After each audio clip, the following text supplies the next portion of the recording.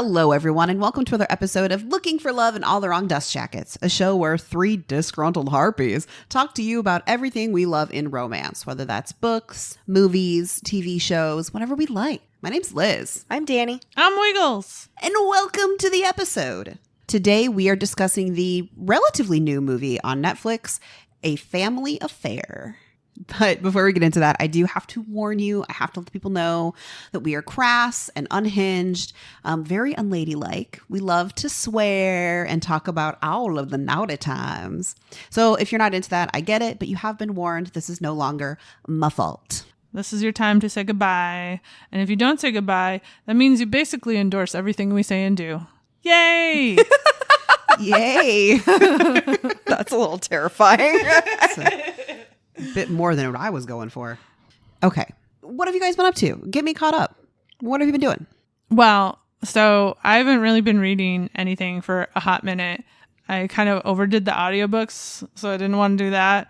And I was too lazy to pick up a physical book. And so I've been watching House of the Dragon with my sister. Ooh. Pretty spicy, pretty scandalous. Pretty like, hey, now I don't think we need to be doing that. Oh, you're gonna do it anyway. Okay. So it's a time. It's time. Mm-hmm. Yes. That's another show that's on my list. I think my TV show and movie list TBR is almost as long as my book one. Damn. Yeah. I don't talk a lot during shows, but this one I just keep badgering my sister. I'm like, why do we hate this guy? Why do we like this guy? Are you sure we like this guy? Because he seems like he's a piece of shit. Damon? Yes. So yeah, that's what I've been doing. Liz, what you been up to? Sure. I finished 2 really good YA books or new adult books. You know, that kind of weird gray area. Mm-hmm. So I finished listening to the audiobook for 2 Twisted Crowns by Rachel Gillig, which is the sequel to One Dark Window. And I was super nervous because usually if you really like the first book in a series or a duology, the second one, is it going to live up to it?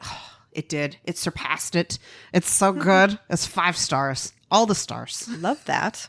I really, really liked it. So if you want, I don't know, the romance is good. It's not spicy at all. There's some tiny little scenes, but the magic system's so cool. The political intrigue is cool. It's all cool, guys. It's cool. Is it cool? It's real cool. Good. Yeah. Good. And the other book that I read is Belladonna by Adeline Grace, which it gives me Great and Terrible Beauty vibes. It's about a young woman who lives in that kind of Edwardian era, and she can see and talk to death. And so she's trying to just live her normal life, but everybody's dying around her. And then death just keeps showing up. And she's like, no, go away. Stop killing people. Yeah. Yeah. But it's really good. There's a really decent mystery in it. Oh, I do like a good mystery. Yeah. Both the mystery of why she can see death. And then there's another mystery happening at the same time. I liked it a lot. I think I gave it 4 to 4.5 stars. Danny. Like Wiggles, I really did not read a lot this week. I was not doing a lot of reading. I couldn't make myself do it, which is odd for me. But I apparently decided that I needed to revisit my anime boyfriend. Look, you got to do it every now and again. His name is Kurama. It's from the show Yu Yu Hakusho. Okay, I've heard of it, have not watched it. So the premise of it is that a teenage boy who's 14, Yusuke, he is this punk kid. He's constantly getting in fights and stuff, and one day he pushes a little boy out of the way of a car and saves his life but kills himself in the process. Mm-hmm. And he ends up going through an ordeal in the afterlife that will return him to his body. Well, my book boyfriend, or my anime boyfriend, is Kurama. He is a spirit fox that escaped, and he's not possessing the body of a human. He merged himself with the body of this human. So it is him. He is him. But he's a 300-year-old spirit fox that's in the body of a 15-year-old at this point. What happened to the 15-year-old that was in the body of the 15-year-old? I think he became him because the woman was pregnant at the time. Oh. So he ends up helping out the spirit detective and everything, and he's 300 years old. He's so pretty. Did you ever finish the Goblin one by Emma Hamm? Yes, it's very good. You finished the series or just that book? Just the book. What was that? What was that a star rating there? It's about a 3.5. Okay. I'm letting you guinea pig that for me. There's a lot of really cool like lore and everything that gets explored. Like at one point she goes into the Sprite village part of the Goblin territory, and the way they were like fucking with her and everything was really cool and really kind of sadistic. And I'm like, oh, I like this, because really fae folk are not supposed to be very nice, but they're making it seem like she's having this great time and everything, when really they're just kind of drugging her and making like gaslighting her a little bit. Damn. Sounds dark, Danny. It's not okay. They don't have sex with her. That's not the point of that. She's trying to get something.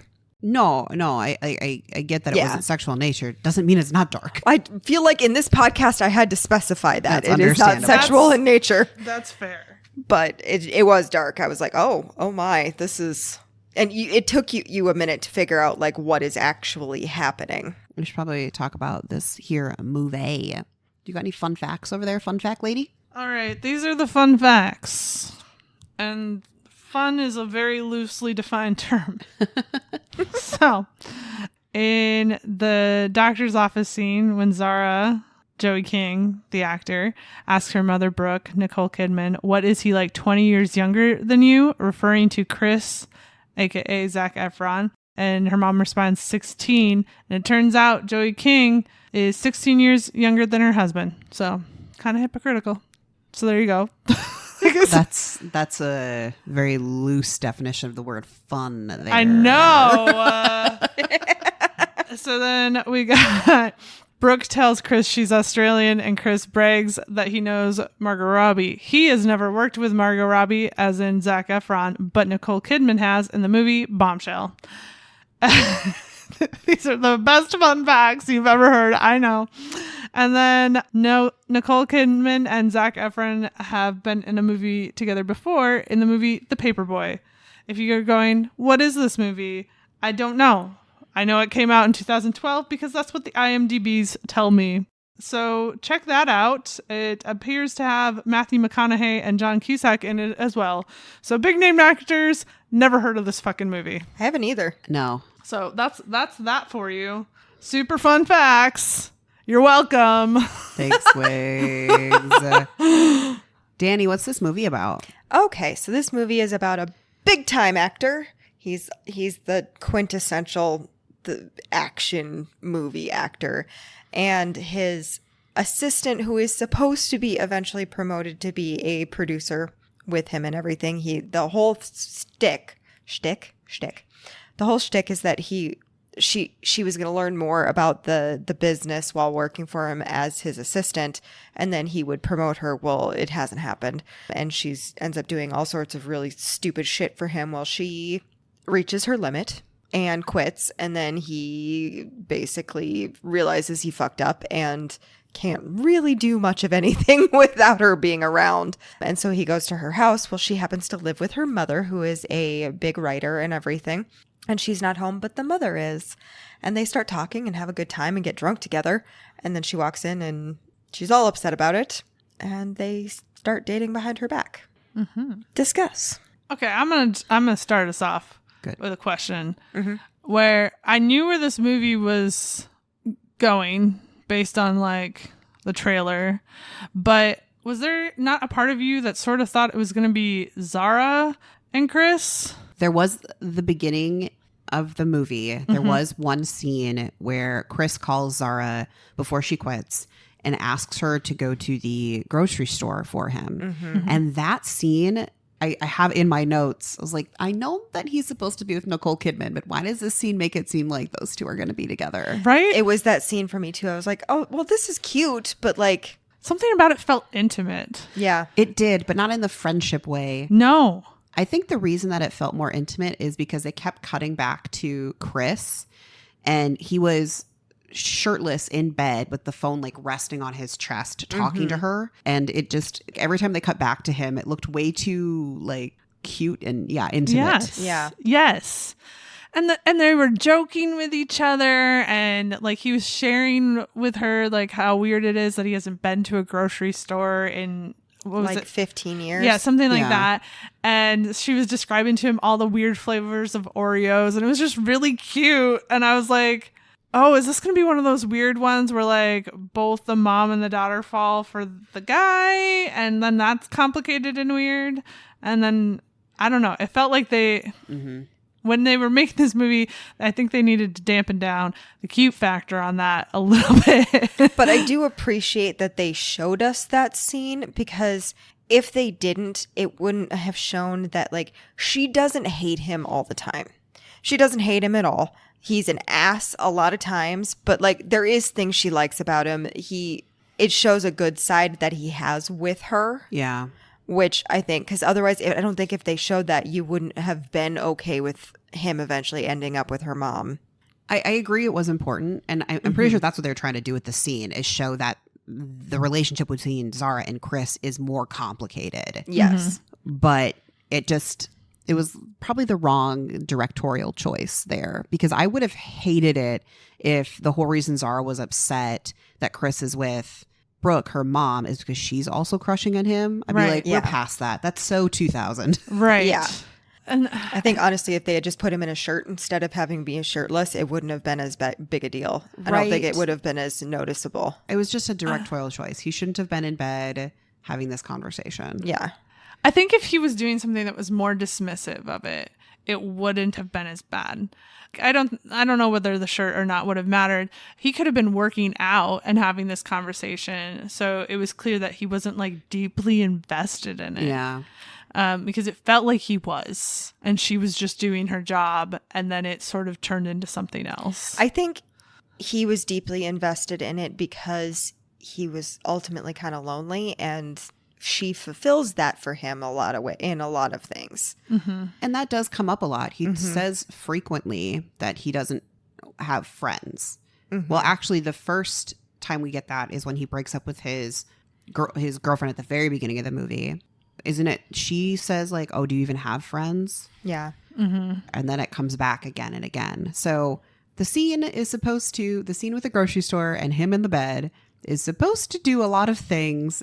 Unfortunately, it was also doing something it wasn't supposed to do. Yes. Yeah. It also sets up for when she directs the meet cute with her mother and him when she decides that she's okay with it. Yeah, I mean, I At the do love a grocery store. callback, like a full circle Yeah. moment. And that was real fucking cute. And the grandma was in on it. And I fucking loved her grandmother. I did not know Kathy Bates was going to be in this movie. And then she showed up on my screen and I was like, oh, look, this is a lovely, lovely thing. Right? She showed up and I'm like, oh, Kathy, you're a delight. I feel love like that's you. Kathy Bates' thing right now, because like she's constantly doing that in movies where I'm like, they must have just said, hey, Kathy Bates, do you want to come be Kathy Bates? And she's like, yeah, I'll do that. Yeah. Give me the check. I mean, it works. I'm not upset. No. Not upset. I'm just like, it's shocking to me how many movies she keeps coming back in. I'm like, hey, you.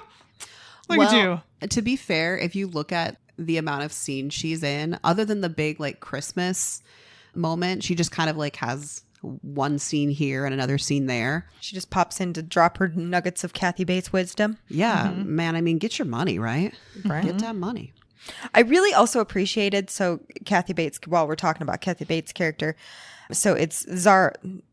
Yeah. Zara's grandmother, Yeah. but it is not Nicole Kidman's mother. Mother-in-law. It is her mother-in-law. Which was a really interesting dynamic because, of course, usually the age-old thing is the bitchy mother-in-law.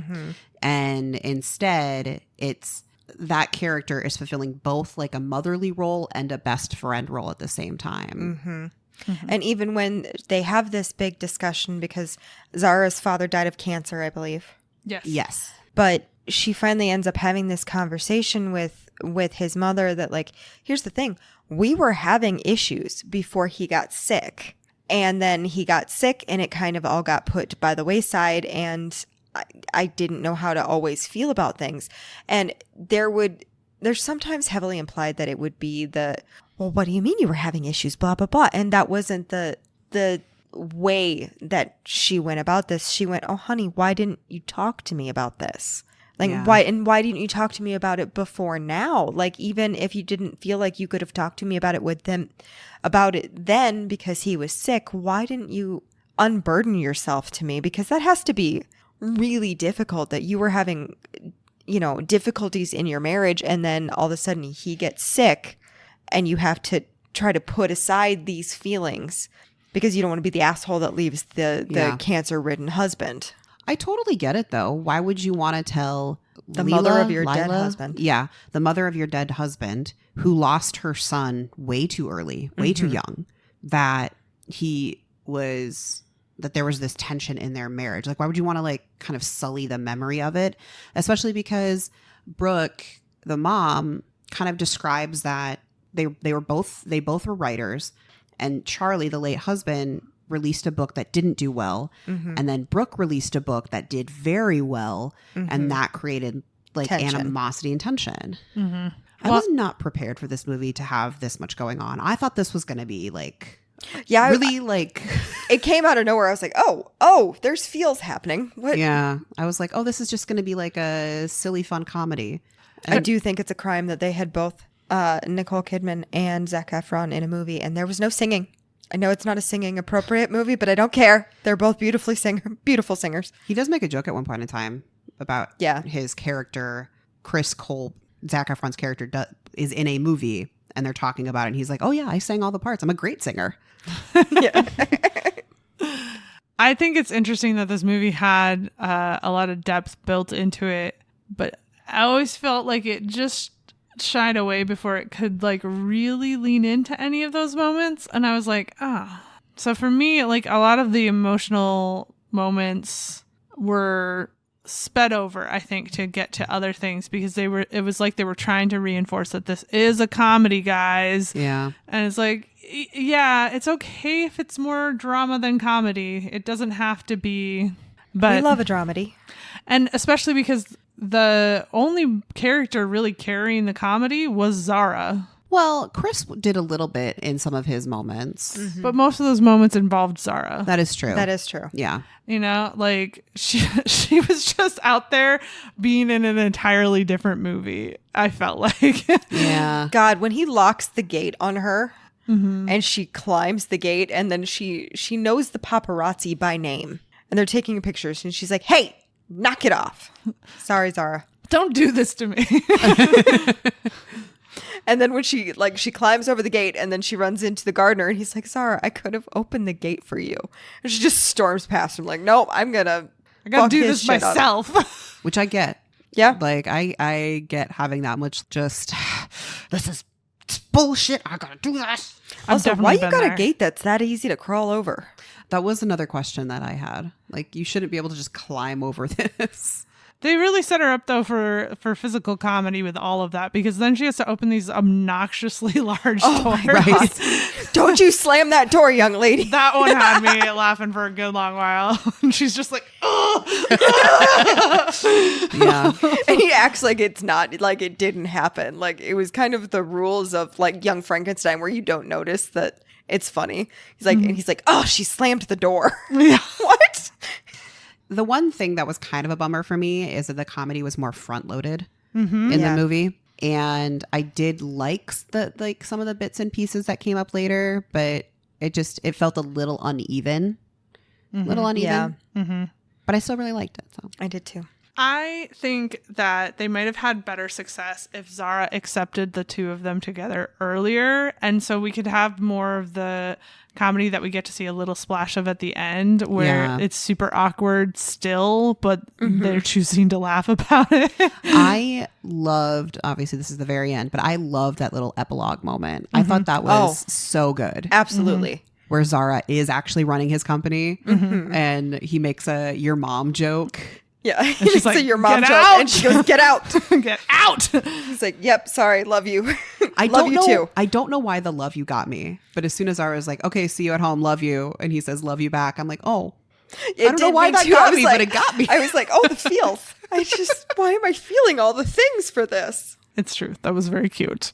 You know, one of the things that surprised me though about this movie, because it has a very similar premise to like the idea of you where one person is super famous, there's paparazzi, there's like all this stuff, is the movie didn't fucking touch on that at all. No, it didn't have anything to do with it. I was really expecting more conflict because of their age gap, but the only conflict because of their age gap was just what Zara brought up, which seemed less about the age gap and more about like, this is my boss, this is my mom. Well, I think it makes a huge difference that he was 34. Yeah, it is a big difference. You know, there is a big difference between where you are at 34 and 24. There just is. Yeah. There absolutely is. Also, now, again, this was not touched on at all in the middle, but she is famous in her own right. She has multiple very, very well successful books. It's just book famous and movie famous are two very different circles. Right. Yeah, Unless you're Stephen King, and then, the rules are made up and the points don't matter. Although, if I was standing in front of Stephen King, I don't think I would know I was standing in front of Stephen King. I would know. I think I would eventually start piecing it together because he's got a pretty unique look. He has a very distinct look. He's also been in a lot of movies and stuff too. Really? Uh-huh. Okay. He's in the new It movie.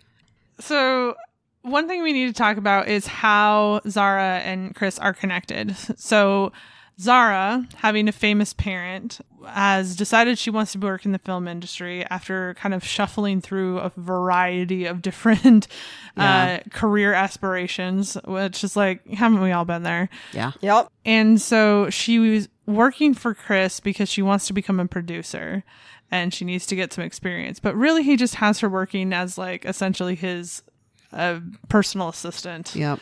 And so the whole time we get to what we do see of the industry is her working with Chris on his movie, which is the worst type of sequel that everybody hates, where you're like, why are you even still making these? And they're getting progressively worse with every single one that's made. It's so terrible. He describes this movie as Die Hard meets Miracle on 34th Street Meets Speed.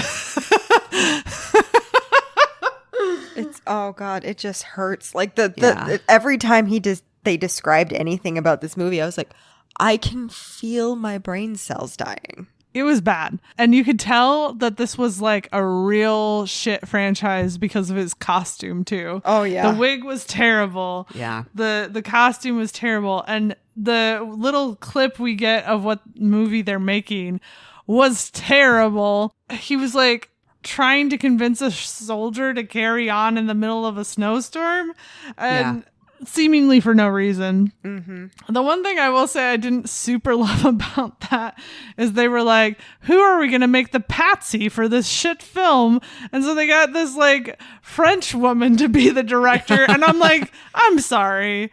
I know I don't know the industry that well, but I highly doubt the director that would be like, yep, sign me up for this dog shit is going to be some French filmmaker.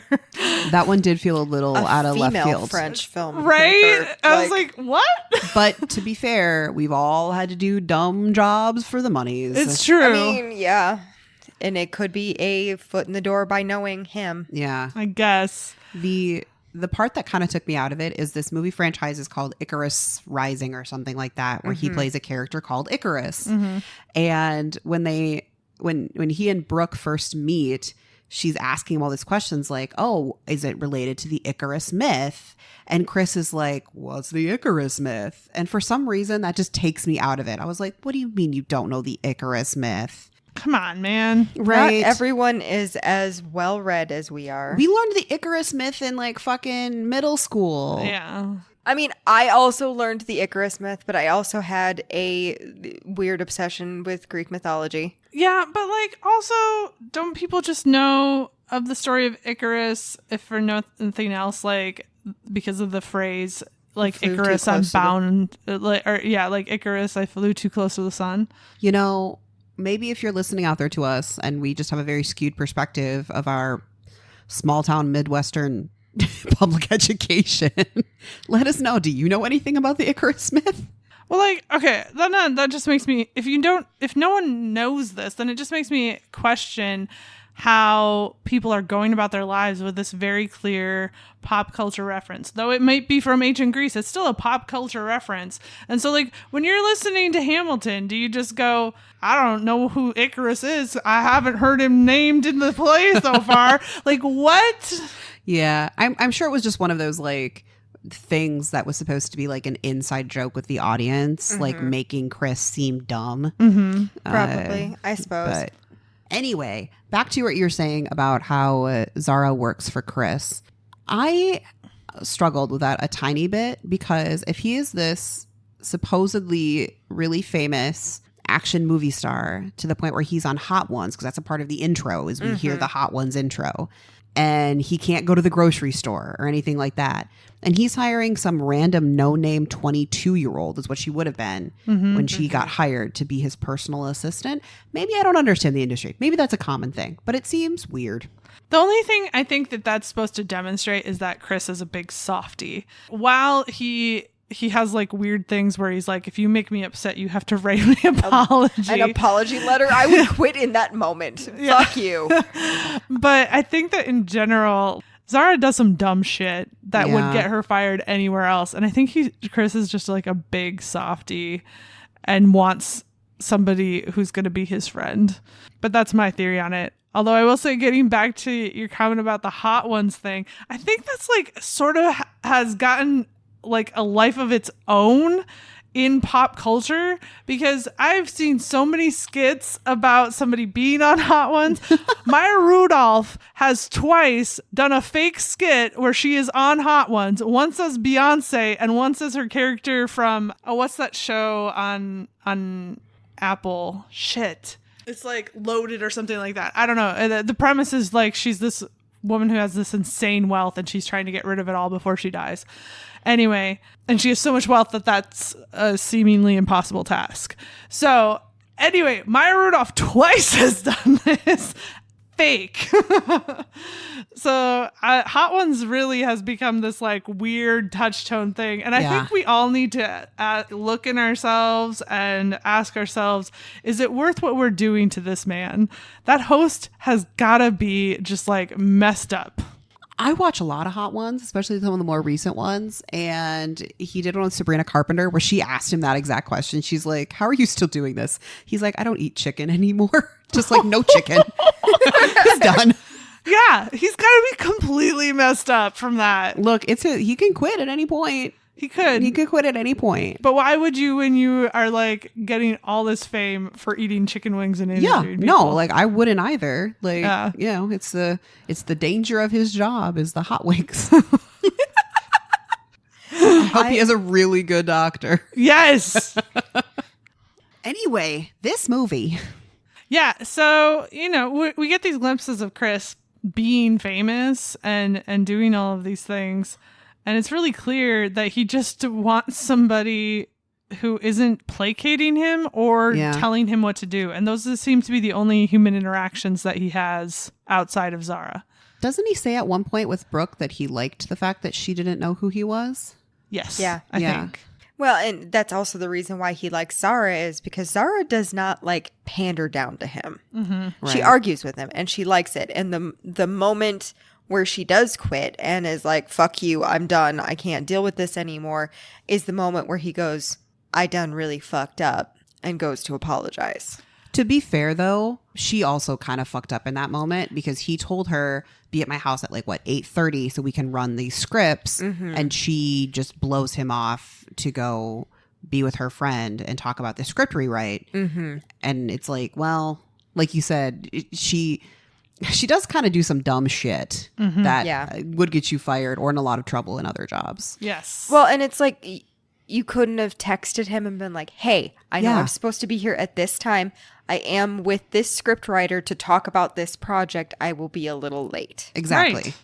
That's just I don't know, maybe that's the Midwestern nerd in me that I'm like, that's the considerate thing to do. No. That's common sense. That's what you're supposed to do, especially at work.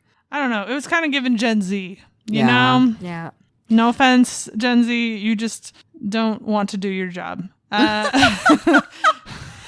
I think that's one thing I liked about Chris, though, is it would be so easy to make him super one note and basic. Mm-hmm. And he wasn't. He was like the classic, I'm a movie star. Oh, I'm so like detached from the real world. But then you get to find out that part of the reason he's so detached is his brother died. His mom has died when he was like super young. And he has no relationship with his dad anymore. So he moved out to LA and then basically got found, and he like doesn't have any friends and family, and he's just real lonely. When he took her to the restaurant, he's like, "Oh yeah, I used to work here." I was like, "Oh, Right, those tiny little nuggets of backstory. little nuggets." I was like, "Oh, you used to work there." Well, and I liked when she asked him at the restaurant, "What would you do if I hadn't showed up?" And he's like, "I'd just probably eat with the waiters." I didn't watch the game in the back with the waiters. Right. It's like, He's like, I'm gonna pay him either way, and that was for me. I was like, okay, you've won me over. Right. That was the like last straw I needed to like him, and I was like, yes, because like it would be super easy for these romantic gestures to like not care who gets fucked over in the process of you doing them. You know. I will say the breakup in the beginning was hard to watch. Oh, when he broke up with his like his first girlfriend that we see. Well, that's another example we see of Zara. Well, it's the first example we see of her completely fucking up. Yeah. She has one job. She needs to bring these earrings to him at this restaurant at this time, and she's massively late. And so he has to keep talking to her, and he's like, yay. And I will say he does a shit job because he definitely makes it sound like he's about to propose. Yeah. And then you got like the ring box, and like that's the gag, right? But like if you put yourself in the shoes of that person, I'd be like, I'm gonna kick your ass. Yeah. Right. Her moment when she was about to storm away, and she goes, "I'm gonna take these because they're gorgeous." I was like, yeah, get them. Yeah, They're yours. Get that. They're yours. They may be humiliating, but you can sell that shit. You don't have to tell anybody where you got them. Oh, fuck no. Or like that you got them as a breakup gift. You can just say, well, my ex-boyfriend got them for me, and fuck it, they're And nice. leave it at that. They're gorgeous. So the thing about Zara's irregularity and inconsistency with her work is that it's such a problem that it's this massive sore spot between her and her mother, who really just wants her to find her thing and be happy. And just her mom's trying to do the dance in what we see in the movie of, I'm trying to push you in a positive direction, but as soon as I mention this sore spot, you're going to completely stop listening to everything I have to say and get defensive. Well, Zara's also really sensitive to the fact that her mom is a famous author. And I believe she said she published her first book at 29. Zara's 24. So she still has plenty of time to do whatever she wants to do, but she continuously compares herself to her mother. Yeah, she feels like she needs to compete with both her parents, really, but her mother for the most part. And she doesn't need to do that. And I think she needs to be reminded that she doesn't need to do that. It's not a competition. I can imagine, though, if one of my parents was very successful and very famous, that it would also be this kind of gray cloud over my head of like, how do I live up or surpass that? Well, in the same way that if you are somebody who wants to get married, not I said the fly, but if you are somebody who wants to get married and you don't get married by the time that, you know, in their life your mother had gotten married and everything, I can imagine that would feel very let down a little bit. Yeah, I mean, there's definitely times that I think about like where my parents were at my age. I don't feel a comparison. I find it rather fascinating that it's so different. But I know a lot of people do think like that. Like, oh, by the time my mom was this age, she was married and had 2 kids and doing this job or whatever. Yeah. Yeah. I know when my brother turned a certain age, it hit him weird because that was the age my dad was when he was diagnosed with cancer. That's another thing. Well, I think the thing with Zara's situation that is both relatable and not all at the same time is that her measurement of success is one that in a modern sense is not achievable at her age. Even if she had been working in the film industry as like a child actor on, it's really unheard of for someone at 24 years old to be a fucking producer. No. And if they are, it's because they've got a fuck ton of money to be a bought on producer, not Right. actually somebody who's doing the work of creating the film. Well, Chris points it out to her when at 24, she's saying like, how come you haven't made me an associate producer yet? Which I think just really highlights her age and her immaturity, that she thinks that she can just like jump to that. He's like, you don't have any experience. And while on some level she's right, she's like, how can I get experience though if you're not letting me do it? But I just feel like at 24, I wouldn't expect to be that far along, to be picking out scripts and sending them to people to get made. And there are people who are, but those are usually like indie films and things that are going to festivals, not big major motion pictures. I guess. I don't know jack shit about the industry. Well, I can't speak too much about the film industry because I've never really worked in it, just tangentially around it. But I will say with similar artistic industries, there is sort of this understanding that if you want to be successful, you have to pay your dues. Yeah. The exception being an actor who's going to be a teen on a teen show or something like that, right? Where it's you're hired because of your youth. Right. Right? But it's her, she's very delusional in the expectations that she has and gets very upset with people when they bring up that delusion as gentle as possible. And it's not to say that she doesn't have talent in what she's wanting to do. She has a lot to learn, but the things she points out about the movie and everything are very much correct. And she does do what is needed to be done in those aspects. Like when she says that like she's translating for the French director and she's really just like ripping him a new asshole without him realizing that she's ripping him a new asshole. Well, the best part is the French director at no point isn't speaking English to him. Yeah.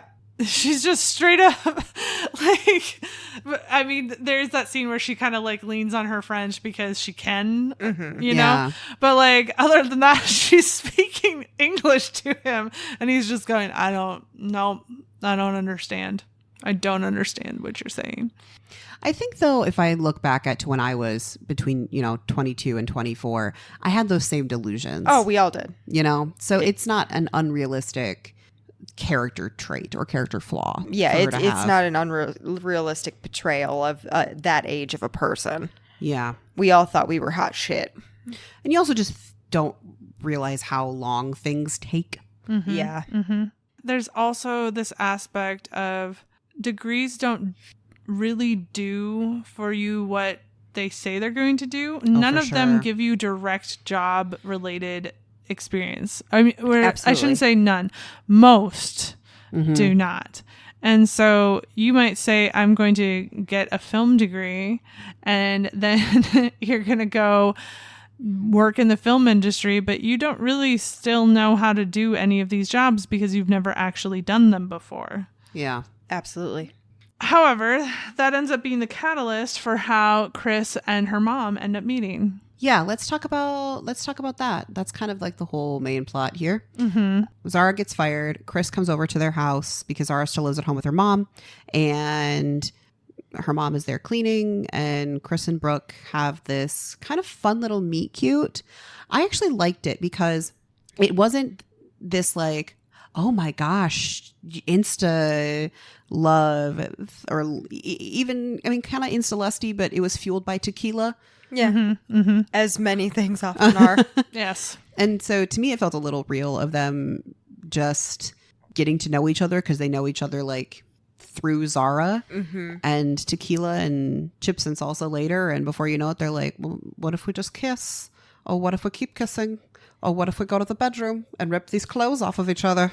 And then Zara walked. Yeah. That poor girl. Again, they really pushed the physical comedy on this girl. They were like, okay, so you're going to walk in, you're going to freak out, and then you're going to run directly into the door frame and fuck your shit up. Knock yourself unconscious. Yes. Yeah. But it's also kind of, so amongst the comedy that she knocked her shit out, there is a little bit of a sweet moment because his concern is just as plausible and relatable for her as her mother's. You believe that he is every bit as concerned about her than she is.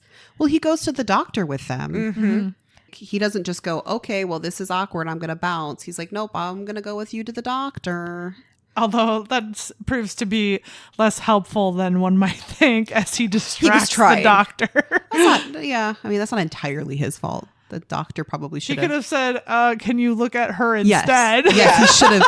He definitely should have said that. Yes. Yeah, it was a sweet moment, I thought, because it's like, he could have been like, I'm so sorry, I'll take you there and bounce. But he was at her side wanting to make sure she was okay, and then went to the doctors with her and everything. And it was like, oh, see, you do really care. Well, and even after the doctor, which is another one of the comedy moments, they go back to the house. And Chris takes Zara aside and tries to, his first reaction isn't, oh, I need to talk to Brooke about this. His first reaction is, I need to talk to Zara about this, which was also pretty telling of him having more depth than we first see in the first couple scenes. I liked how they like slowly fleshed him out more as the movie went on. Mm-hmm. Yeah. They definitely played into your expectations and then were like, but what if those were wrong? Right. And so from there, Brooke and more importantly, Brooke then Chris goes, okay, we're not going to do this. Except Chris is like, but what if I just like text you? Yeah. What if I just...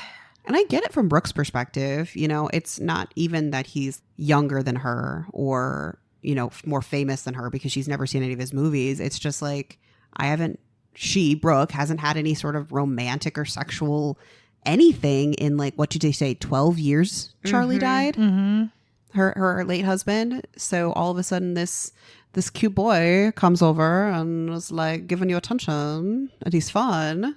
Mm-hmm. I get it. Well, I'm sure there's a part of her that's like, if I had met you after Charlie and we were on more of an even keel there, I would have been at the same emotional state that you kind of are at. And so I think it's easier for her to slip back a little bit to that, you know? Well, especially when we have this kind of telling scene at the beginning where she's talking to Kathy Bates, the mother-in-law, and they're talking about this book she's trying to write because Layla is also in the book industry because she's an editor. Mm-hmm. And she edits Brooke's books. And they're talking about why Brooke writes. And it's to experience things in life that she hasn't experienced or something along those lines. And we kind of get this tone set for us that Brooke is a little bit more shut in. She's not really out there experiencing the world.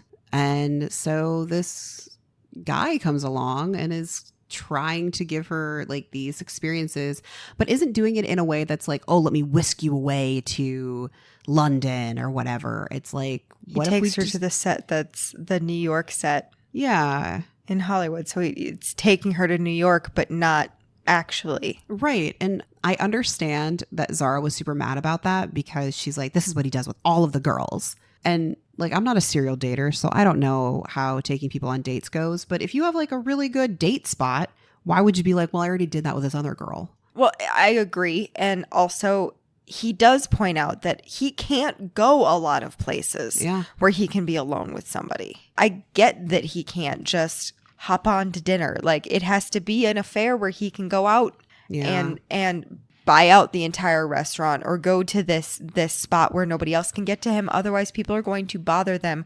constantly. Right. Or this poor girl will be in the tabloids the next day without really her consent. Mm-hmm. And especially because they're trying to keep this on the down low from Zara at this point, which they should not have to do. But I also understand why they do it. I get it. Just because like it's not only that it's Zara's mom, it's also Zara's boss. Yeah. So like that's pretty. Well, I think at the beginning Zara was 100% right in like okay, guys, this is never happening again, because it is a weird conflict of interest. Yeah. Right? She, I think, has every right to say, I'm either not working for you or this is not happening. Yeah.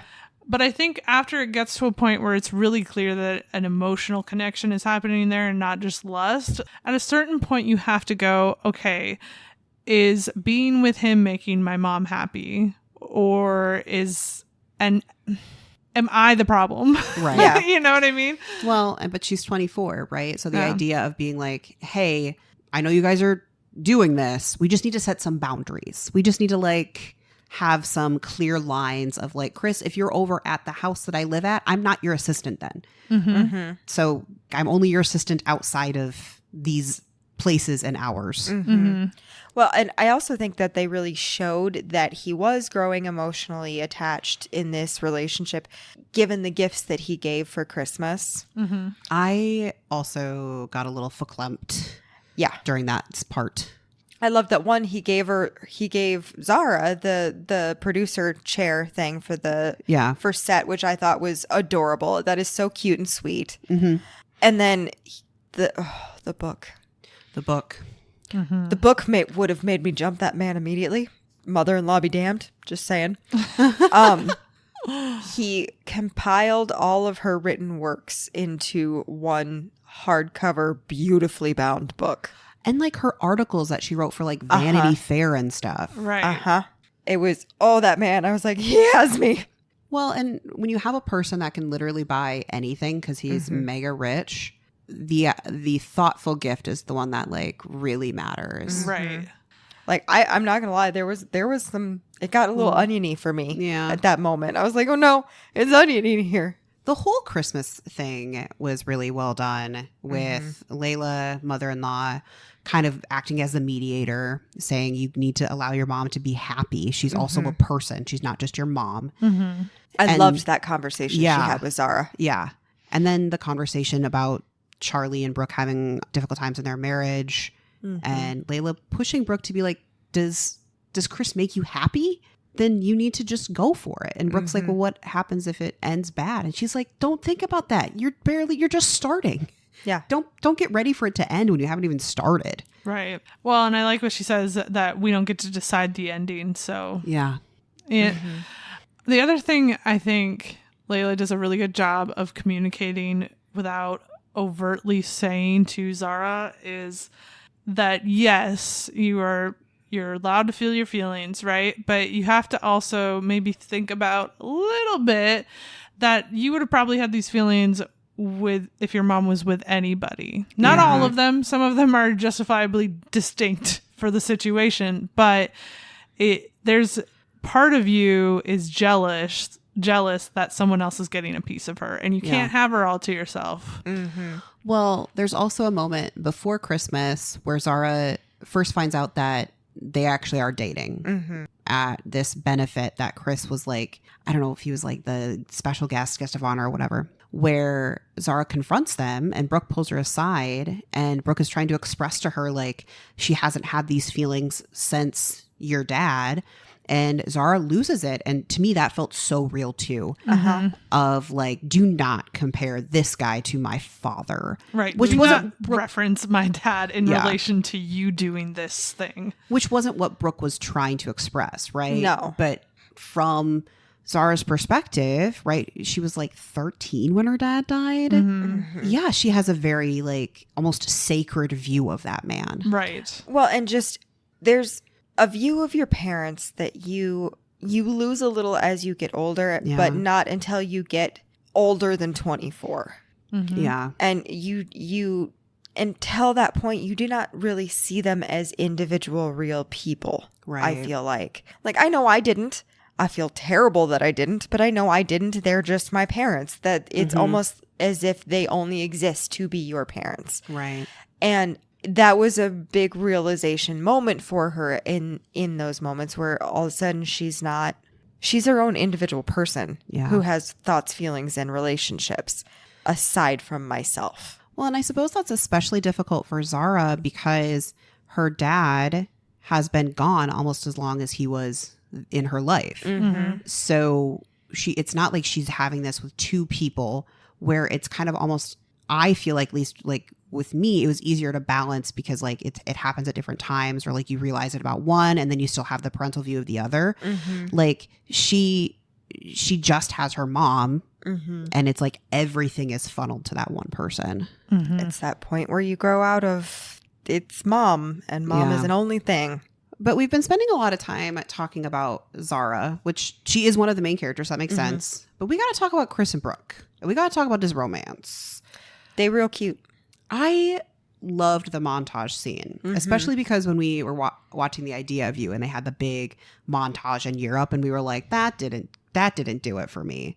I liked this like long weekend getaway to a cabin on the beach, just the two of us, montage. Doing puzzles. Playing backgammon. Yep. Walking on the beach. And clearly smack talking while playing backgammon. I'm like, oh yeah, that's some good backgammon play there. I wanted it so bad. All I could think in my head is I was like, I want a long weekend with just me and my husband and nobody else. That's all I want. Can I just go by myself? I don't care what you You do. can't play badminton by yourself. Gammon. Bad gammon. You still can't play it by yourself. Well, no. Yeah. But I can do puzzles by myself. You can. I do like me some puzzles. You sure can. What's the difference between backgammon and Badminton is a thing that you play with a net and rackets. And the little, the shuttlecock. You right. I was like, those are two distinctly different things. think You they're can't the play same. either by yourself. I'm but, pretty sure you know. they're the same. At least with badminton, you can, hit the shuttlecock over and just be like, oh, look, I hit it. Yeah. So you can do like half of it. Ta-da. It was real cute, though. And I just... Here's the question. Did it feel believable to you, though?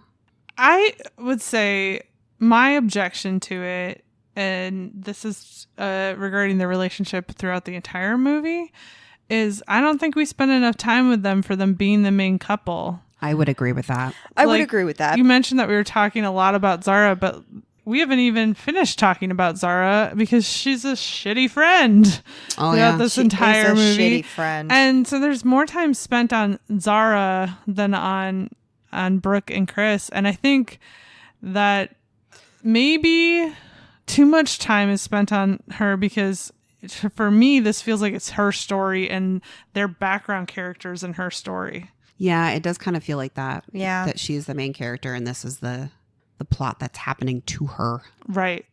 Which, and maybe that's what they wanted. Maybe that was the story, right? Yeah. Her becoming fine with it and everything. Yeah. I do like all of the cute little moments we see between Brooke and Chris, like when they're cuddling and laughing and talking up at the Christmas cabin, and obviously the New York montage or whatever. That was pretty fun.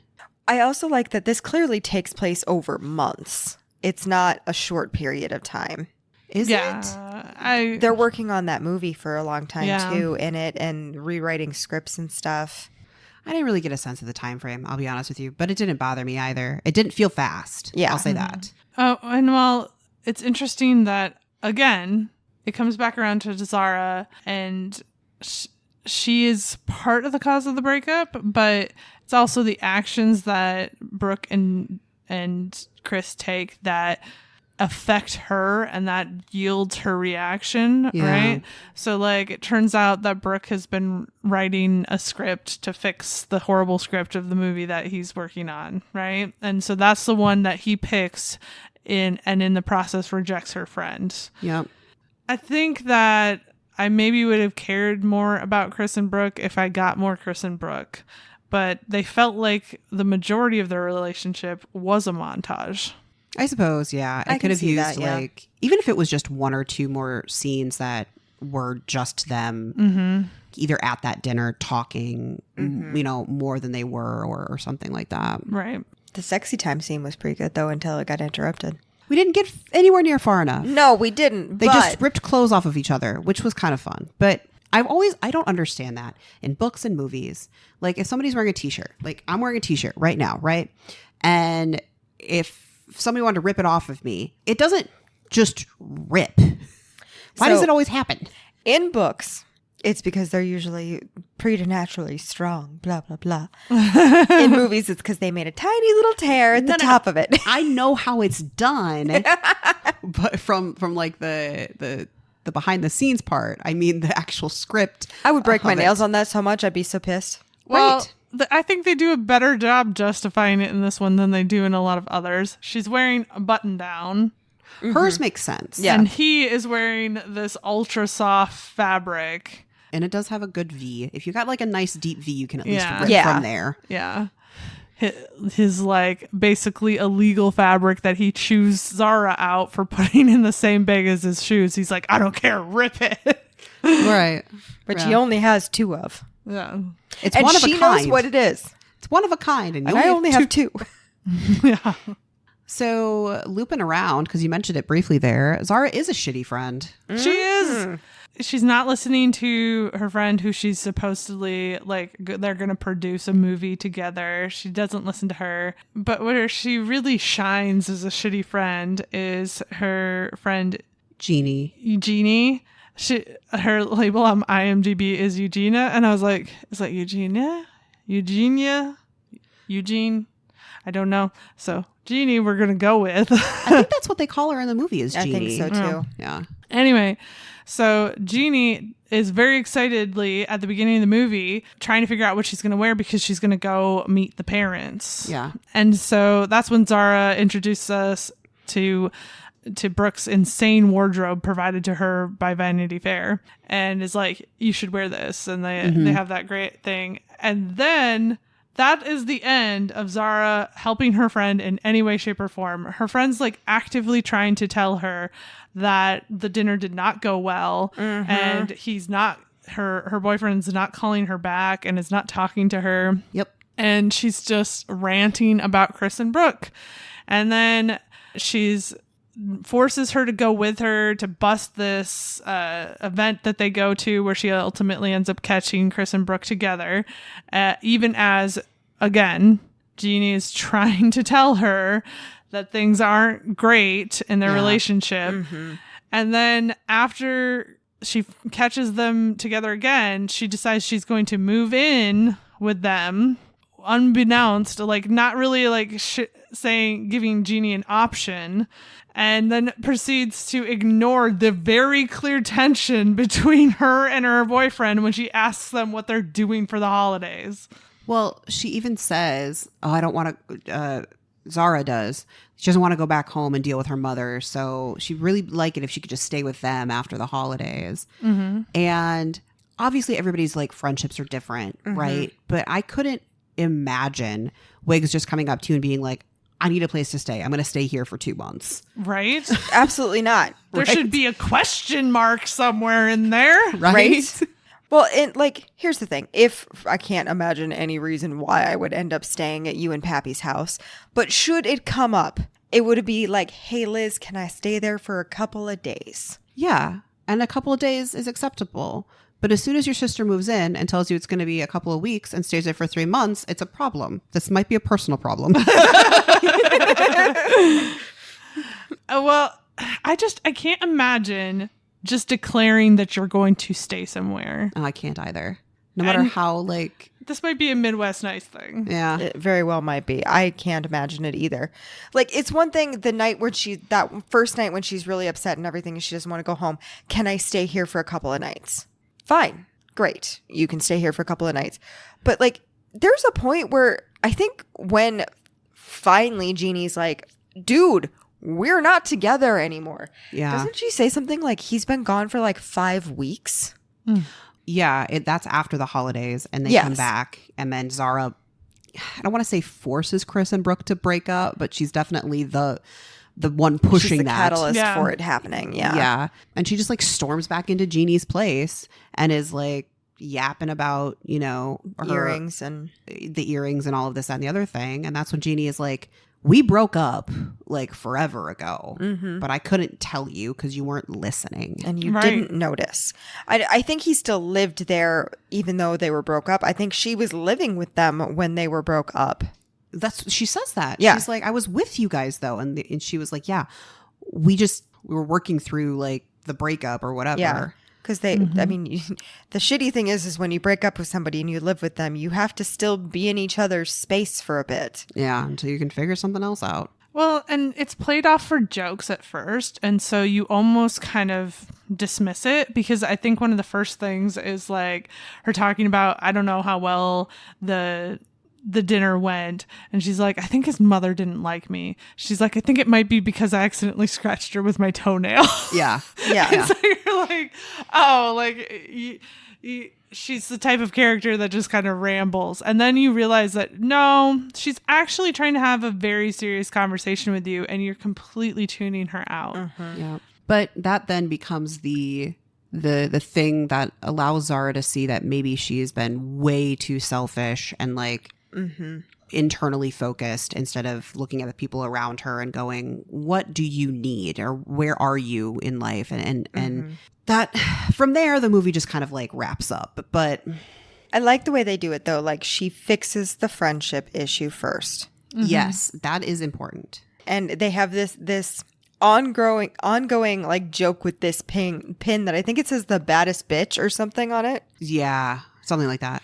And so like she goes to apologize, and she's like, and this. And she was given this by Jeannie because she had quit. Yeah. And she's like, I can't believe you regifted that. And I love that. That is totally how many of my friends and I would be. It'd just be like, all right, we said the sappy stuff. We said what we needed to say. Now I'm going to crack a joke because I feel awkward. Yes. We are a bunch of Chandler Bings who don't really do the emotion. We're in touch with it. We just don't want to. We don't want to live there. We don't want to live there. Jesus. Yeah. I don't really do emotional touch things. Would you like a sarcastic remark? Yeah, pretty much. And fixing the friendship is pretty quick, but I feel like that's pretty reminiscent of how those things go. Like, you fucked up, you have to apologize, you have to like try to make up for it. She's there on New Year's Eve because that would totally suck. You just broke up with your boyfriend and now you're home alone for New Year's Eve. And then she kind of comes to the realization she needs to fix the Chris and Brooke thing. And I love how she fixes the Chris and Brooke thing. Takes Chris to a grocery store. Which she has very clearly like cast all the people in the grocery store as well. Yeah, they're all extras. That's why they don't pay attention to him. And he's like, oh my God, I get to just go shopping in a grocery store. He's like so excited looking at all the... When she makes the rainforest things go off in the... produce section, that made me laugh. I was like, oh, that's a good touch. Yeah. This movie does that a lot. They'll mention like one tiny little throwaway thing, because that comes from when they were having that super intimate phone conversation while Zara was shopping in the grocery store for Chris. And he's asking like, how have grocery stores changed? Do they still have the rain in the produce section? And then it comes back around. And they do that a lot in this movie. Just little things that keep coming back. I appreciated that. Yeah. Yeah. I also love that her grandmother is there for the situation. Like, she sent her specifically for this one fruit that I have never seen or heard of in my entire fucking life. I have. She's like, it doesn't cure dementia though. It's just a fruit. She's like, for my dementia. And she's like, I don't even think you have dementia. She's like, of course not. I eat this fruit. Okay. And I can't go into the store to get it. I need you to go into the store to get it. That's going to be me when I'm old. I'm going to abuse the fact that I'm old and I can't all the time. That would be so hard. I'm too Honey, old. the problem with that is that all your friends are older than you. But my sister isn't. Ha ha! That's why you get a younger one. Yeah. Oh. I'll make your sister do it. 100% she would. Oh, I know she would. 100%. She loves me. Yeah. Yeah. And that's the end of the movie. And when we reach the end, you know what that means. Ratings time. That makes us so happy. Thank you. It really does. Brings me joy. So what's your spice rating? Like, 0.5 because there was some, but that's about it. you don't even get to see anything. No, you I barely know. even get to see Zac Efron without a shirt on. Well, that's not true. Just in that scene, you barely get to see him without a shirt on. That's but true. Like, You you get to see see a him- lot of him without a shirt on. He's very pretty. But just because there is something at all, I'm like 0.5, but there really was nothing else. Yeah, it's kind of lingering between a 0.5 and a 1 because there wasn't even like a really good kiss. No. Like there were kisses, but there wasn't like a good one, you know? Yes. Like a good old movie kiss. Oh, I Like- love those. Yeah. There's something, you know, you say what you will about the rom-coms and their that have come and gone and their lack of spiciness, but they always ended with a great kiss and you were like, yes. So I'll go with a 0.5 as well. I think they tried with the grocery store, but then they missed it out that you couldn't see them at all. Right. Yeah. So round it out with a 0.5. Woo. Your romance rating? I didn't get to see them a ton, but I did like their relationship and the cute little things we had. Give it I'm waffling between a 2.5 and a 3. I was thinking a 3. Yeah. I think I'm going with a 3 because I really liked the stuff we did get to see. We just didn't Right. get a ton of it. Yeah. I'm gonna bring us down to a 2. It was fine. I just didn't really. The romance between them was less interesting than the comedy bits, so I found myself wanting to just get back to the comedy. Okay. Fair enough. What's your overall rating then? Overall was a 4. I actually really liked this movie. See, I really liked it too, and I was also giving a 4. Again, I'm the Debbie Downer. It was fine, and so it's a 3 because it was fine. But I will never watch this movie again. Oh, I Not will. like, oh, I hate it, I'll never watch it.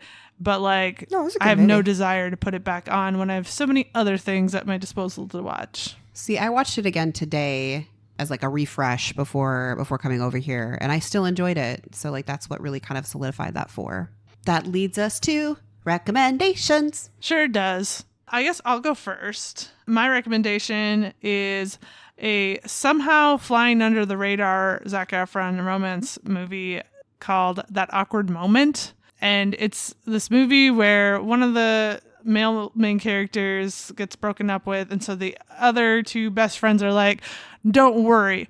If you're not getting any, we're not getting any. And we're swearing off having sex with girls until you're feeling better, buddy.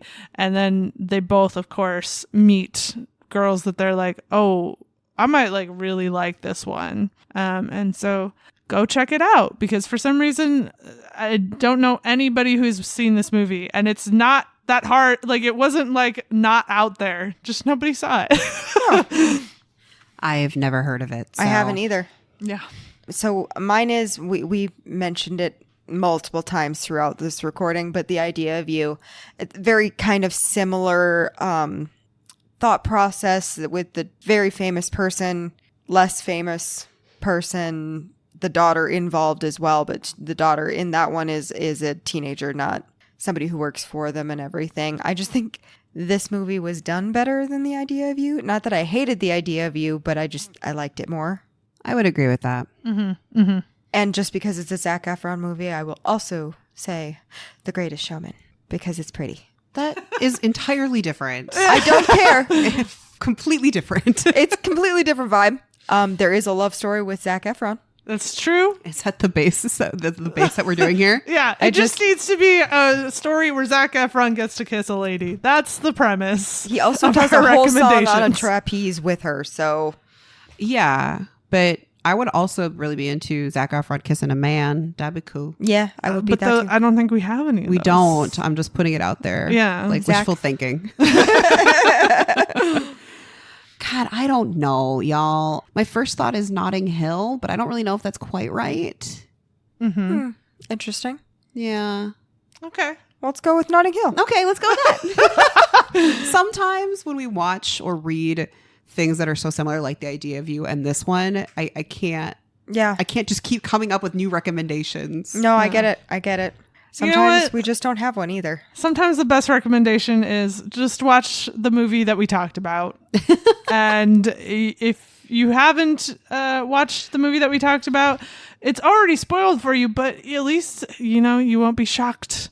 I don't think there's really anything in this that is like spoiler-y though. You know what I mean? Yeah. Like you're still going to enjoy it even if There's you know no the mystery outcome. to this movie. Yeah. All right. Well, that's the end of the episode, y'all. If you liked this, please find us out there on the socials at Wrong Dust Jackets, primarily on TikTok and Instagram, but really wherever you want to find us, we're probably there. Or you can find us at our website at wrongdustjackets.com. You can see all of the episodes that we've previously done, ones that we are doing for the next like couple of months we have listed out there. And you'll also find our blog, which has listings, reviews of books that have not made it into episodes. And that's all I got, y'all. So thanks and bye-bye. Bye-bye. Bye.